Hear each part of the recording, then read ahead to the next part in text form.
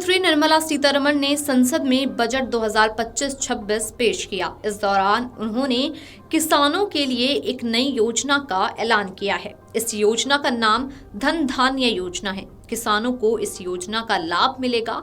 वित्त मंत्री ने अपने भाषण के दौरान बताया कि इस धन धान्य योजना का लाभ कम उपज वाली जगहों पर मिलेगा और यहाँ इस योजना को शुरू किया जाएगा। वहीं 1.7 करोड़ किसानों को इस योजना के जरिए मदद मिलेगी। इस योजना को राज्य के साथ मिलकर चलाया जाएगा।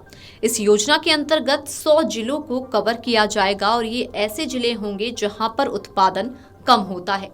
इससे इस योजना के अंतर्गत आने वाले राज्यों में उत्पादकता बढ़ाने, खेती में विविधता लाने, सिंचाई और उपज के बाद भंडारण की क्षमता मजबूत करने में मदद मिलेगी। वित्त मंत्री सीतारमण ने कहा कि केंद्र सरकार राज्यों के साथ मिलकर ये योजना चलाएगी। गरीब, महिला, किसानों और युवाओं की बेहतरी पर हमारा फोकस रहेगा। फार्म ग्रोथ, मैन्युफैक्चरिंग और ग्रामीण विकास पर ध्यान दिया जा रहा है। फाइनेंशियल सेक्टर में सुधार पर भी हम ध्यान देंगे।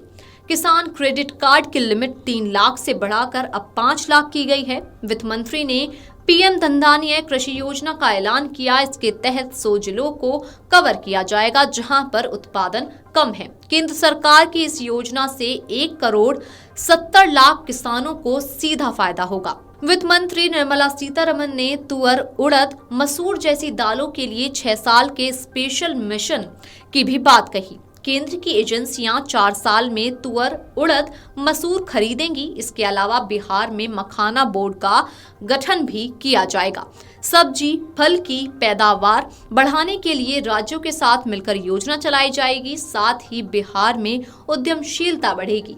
वित्त मंत्री ने कपास प्रोडक्शन मिशन का ऐलान किया। किसान क्रेडिट कार्ड की लिमिट बढ़ाकर 5 लाख रुपए की गई। सस्ते ब्याज पर किसानों को 5 लाख तक का कर्ज मिलेगा। केंद्रीय वित्त मंत्री निर्मला सीतारमण ने कहा कि ऋण तक पहुंच में सुधार करने के लिए क्रेडिट गारंटी कवर को बढ़ाया जाएगा।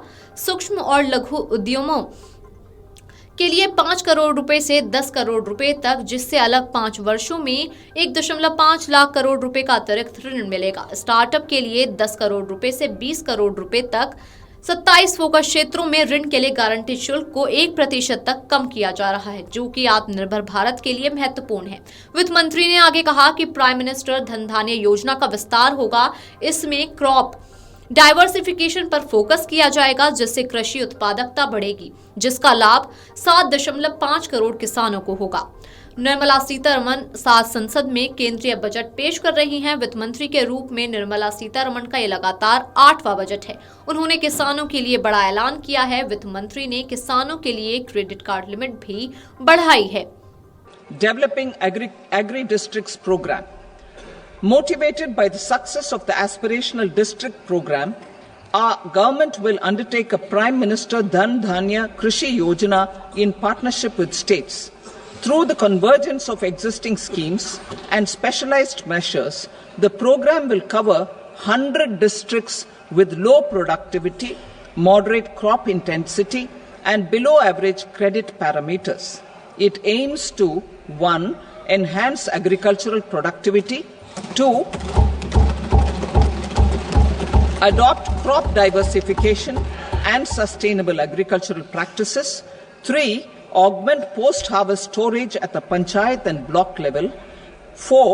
Improve irrigation facilities, and 5. Facilitate availability of long-term and short-term credit.